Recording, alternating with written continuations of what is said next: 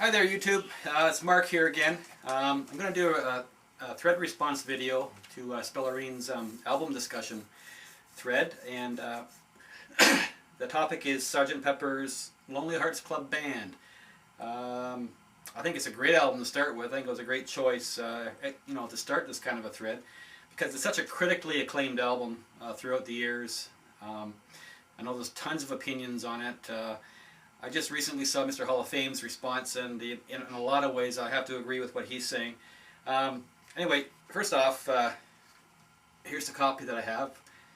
I've had other copies in the past. This is the only copy I own right now, and it's a Canadian pressing from probably the late 80s. I'm not exactly sure of the year.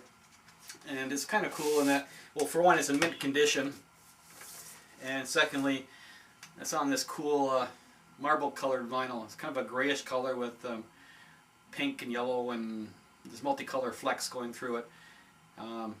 Apparently it was only pressed in Canada, and it's pretty much readily available on eBay. At any one time you might see two, three, or four copies of this on auction on eBay.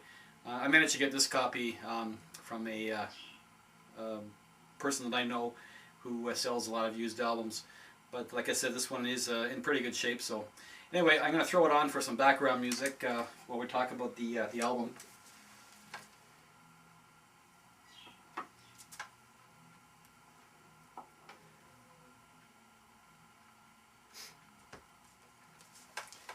Alright, so Sgt Pepper.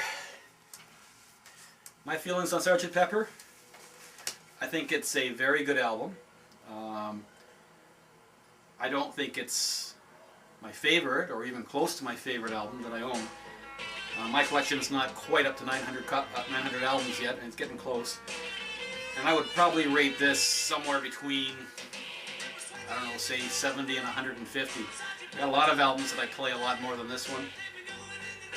I'm not sure whether it's because I just, not as keen on the songs as other albums, or maybe it's just that I've heard it so much over the years that I don't care to hear it as much as today as I used to.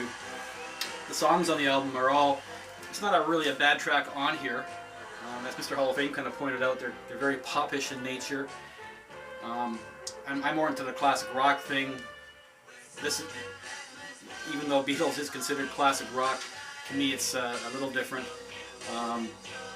Beatles music in general is very simple, very catchy, and very, I guess, the word popish.